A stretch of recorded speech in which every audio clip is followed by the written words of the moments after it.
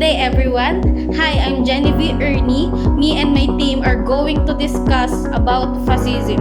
Fascism in Europe, in Africa, in America, and in Asia. Etymology.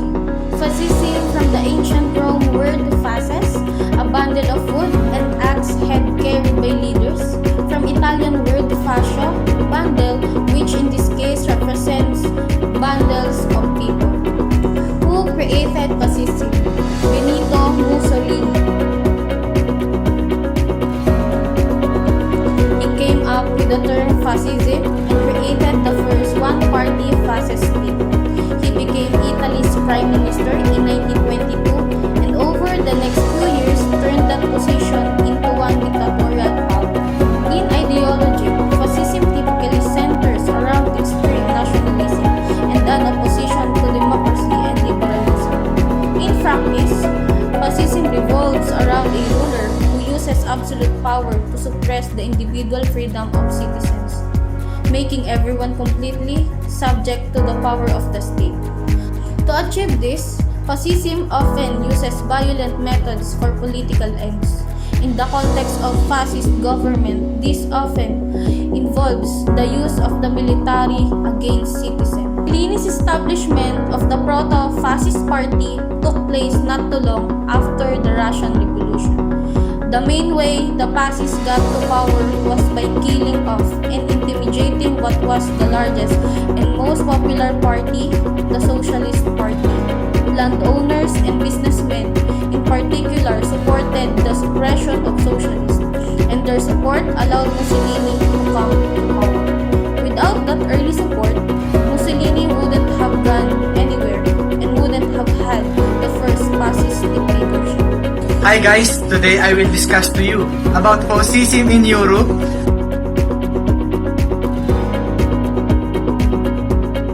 But first, what is fascism? According to Time.com, fascism is a movement that promotes the idea of a forcible monolithic regimented nation under the control of an autocratic ruler. Fascism is commonly associated with German Nazis and Italian regions that came to power after World War I. So ito ang mga sumikat na pangalan noong 20th century. Ito ang mga leader. Adolf Hitler sa bansang Germany, Benito Mussolini in Italy, Francisco Franco in Spain, Juan Perón in Argentina. So yun ang mga sumikat na leader noong 20th century. Nag-start ang fascism sa Europe after World War I nung sinabi ng mga Italiano na gusto nila na isang strong leader. Mussolini na nakilala din sa tawag na Second Duce or Second Duce, hindi ko po alam ang pronunciation, na ibig sabihin sa bansang Italy sa kanila ay leader. Si Mussolini ang kauna-unahang naging fascist leader. Ang term na fascism from Latin term fasces na nagsisimbolo ng punitive authority in ancient Rome. Noong taong 1921, Mussolini formed the National Fascist Party, but he still lacked a clear fascist program. Ang alam niya lang is gusto niya lang mamuno sa bansang Italia. Gusto niyang pamunuan ng Italia dahil sa pagtaas ng inflation, unemployed rate, at lack of territorial gains. So sa taong 1919 hanggang 1923, madaming nagalit, nagwelga, mabang Italiano against fascism. Sa taong 1922, naging Prime Minister na si Mussolini at fascists ay nag-march on Rome. They demanded that King Victor Emmanuel III put Mussolini in charge of the government. After widespread of violence and threatened uprising, Mussolini took power. For the summary, we usually refer to the government of three countries from about 1934 to 1945. Para sa three countries na yon, ay ang una is Italy. Benito Mussolini came to power in Italy before World War II. Nung mga time na yon is 1939 to 1945 siya namumuno. Pinangako niya sa Italian people ang kalayaan. Pero, ang nangyari sa kanya is na hinuli siya ng Italian at pinatay. At itinawarik siya. Turned him upside down. Para sa pangalawang countries is Germany. Adolf Hitler came to power in Germany before World War II. Hitler's ideas for running things is tinatawag niya na grupo niya na Nazis or National Socialism. Hindi naging maganda yung pamumuno ni Hitler, kaya din sila natalo sa war. Namatay si Hitler sa underground ng Berlin, which is the capital of Germany. Para sa last country is Japan. Japan believed very strongly in the emperor. Ang mga panahong yan or era nila is 1941 to 1945. The army in Japan used to take control. Sila ang makapangyarihan. Japan also lost in World War II and most of its leader ay pinatay or ikinulong. Additional po palang update kay Mussolini. Mussolini is executed during the last days of World War II by a group of Italian communists, Jeny-Vee D, Italy. So that's the main topic of Fascism in Europe. Hope you learned something. My name is Adrian Cordova and I'm going to discuss today the fascism in Africa. So let's start with an ideology. What is ideology? Ideology is a theoretical and practical mirror through which the society is viewed. It gives social, political, and economic direction to governments and their policymakers. But a particular ideology could be the service, injustice to a particular people at a particular time. Examples are in African situation. Some ideologies, instead of serving the good of the black and white African people,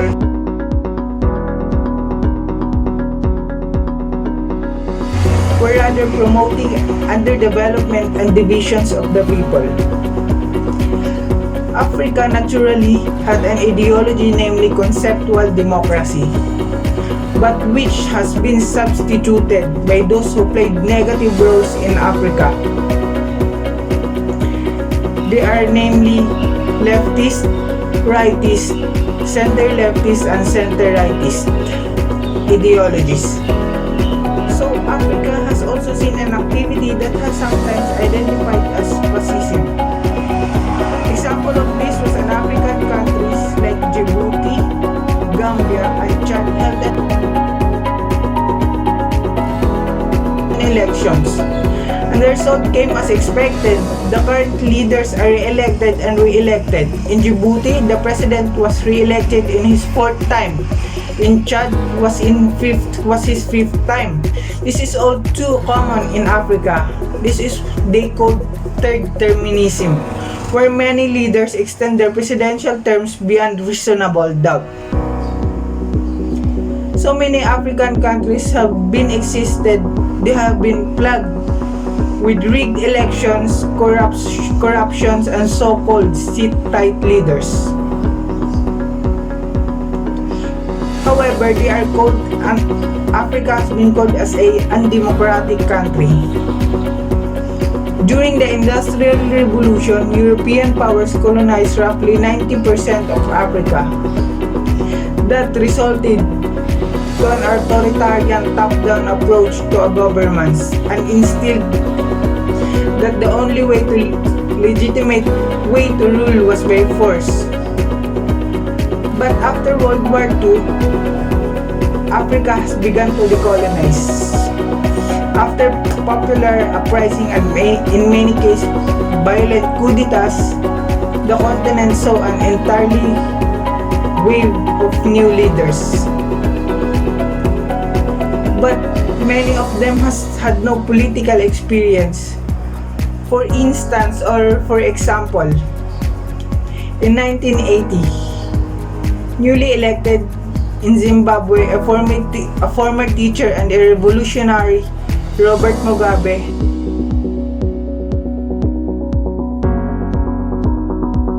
was elected as its prime minister. But after many decades, a 92-year-old Mugabe has been still in power. Many of these new leaders were former military commanders with no political experience. But over the years, Mugabe turned into Equatorial Guinea, into what some considered to be the most corrupt, oppressive, and undemocratic country in the world, that leads to fascism leadership of Mugabe. That's all for the fascism in Africa. Thank you. So, guys, for today's video, ASMR video. So my name is Nathalie, Millene, author without H. You should remember that, because many are wrong with my surname. There's no H in my surname. So yeah, let's start. But for today, I just wanna say that it's just a prank. I'm not gonna do an ASMR because it's so hard and some people might not like it. So yeah, I hope you guys will bear with my English and my knowledge, because just for a little disclaimer, guys, this topic was actually very, very hard for me to understand, and so I'll try my best to discuss it to you. Oh my gosh, my English is not working right now. It's loading. I'm so sorry. So please bear with my English, bear with my lightnings, bear with my discussion, bear with my knowledge, or just basically bear with this whole video. So sorry guys if ever you heard noises. Yeah, but that's a lot of introduction already, so let's start.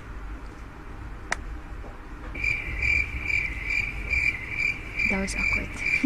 Yeah, so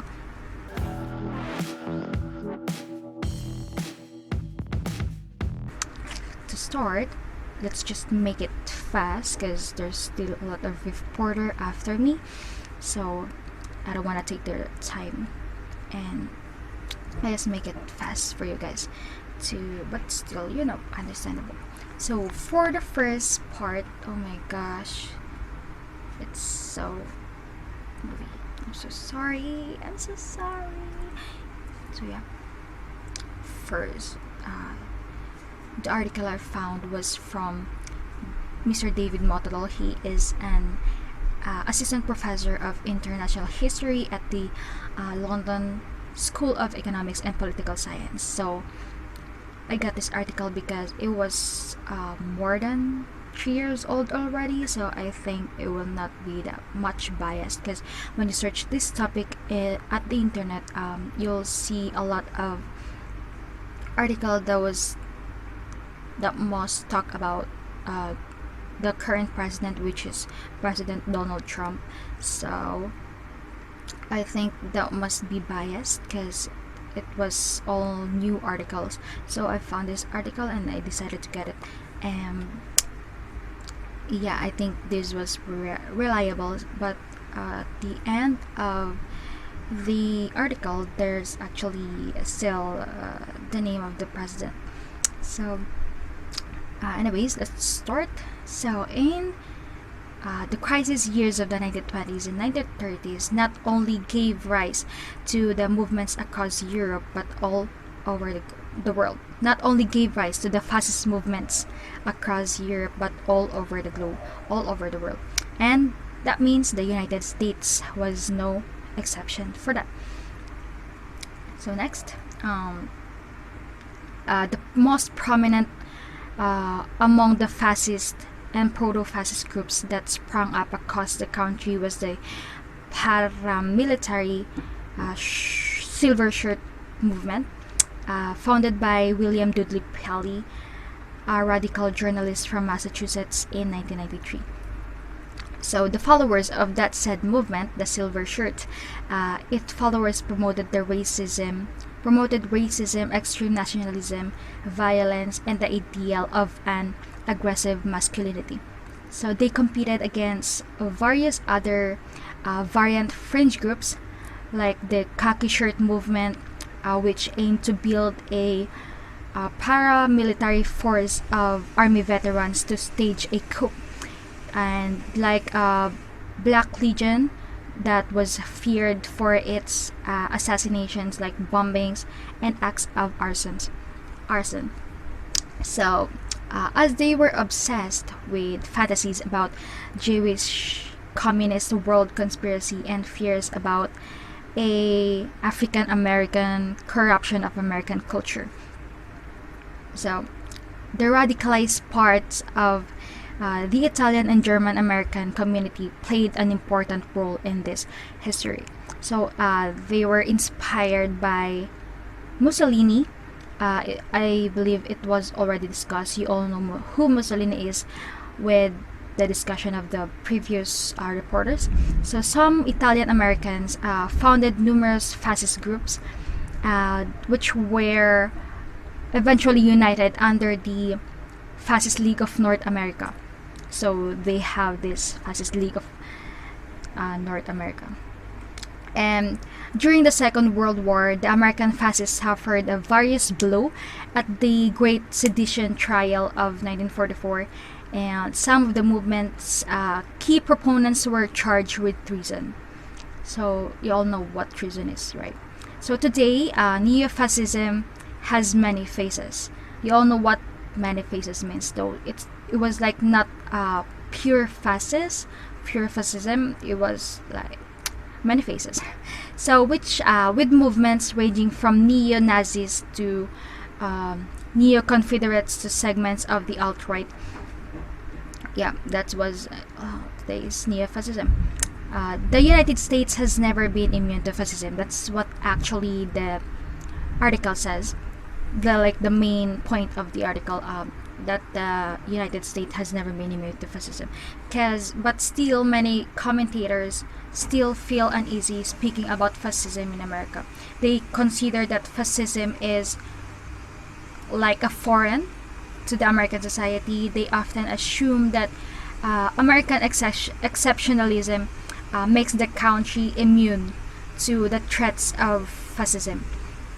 So as was said to from the article, fascism has no place in their master narrative of American history, but in most global history, at the same time, in most global histories of fascism, America is no more than a footnote. So it was like the America is not that significant in the history of fascism. Yeah, I hope that makes sense. And over the past years, according to the study of George Washington University, white nationalist and neo-fascist movements in the US have grown by 600 or 60% on Twitter, outperforming ISIS in every category, like the numbers of followers and numbers of tweets about that. And Trump's victory, this is where President Donald Trump's name gonna be called I don't know what they called it, but yeah, Trump's victory has given those groups, those movements, those fringe groups a new confidence. So many of them saw that his election as their victory. So the cause of the support ranges from the American Nazi Party Supremo, which is Rocky Suhaida. A Supremo is like a leader, so he sees that Trump is like a real opportunity for them. So I leave it to you guys if what you think about that statement, because I know I believe that we have like different interpretation for that part. And more than a decade ago, the historian Robert Paxton, he warned in his very important book, The Anatomy of Fascism, about the catastrophic setbacks and polarization which the United States would have to suffer if these fringe groups, which was the neo-fascist movement, these fringe groups were to find powerful allies and enter the mainstream. So that was all about that was Robert Paxton was worried about. He warned in his book that if these fringe groups were to find powerful allies and enter the mainstream of the American politics, the United States would have to suffer. So yeah. Good day. So I'm going to discuss the fascism in Asia, especially in Japan. Let's start. Adolf Hitler and Benito Mussolini were the two most prominent fascist dictators rising to power in the decades after World War I. This is how fascism started in Japan. The year 1930, Japan moved into political totalitarianism and fascism, culminating in its invasion of China in 1937. Statism in Showa Japan was a right-wing political ideology developed over a period of time from the Meiji Restoration of the 1860s. It is also referred to as Showa nationalism or Japanese fascism. This statist movement dominated Japanese politics during first part of the Showa period, which is the reign of Hirohito. And it was a mixture of ideas such as Japanese nationalism and militarism and state capitalism proposed by contemporary political philosophers and thinkers. The 1919 Treaty Versailles that ended World War I did not recognize the Empire of Japan's territorial claims, and International Naval Treaty and London Naval imposed limitations on naval shipbuilding that limited the size of Imperial Japanese Navy. These measures were considered by many in Japan as refusal by the Occidental powers to consider Japan an equal partner.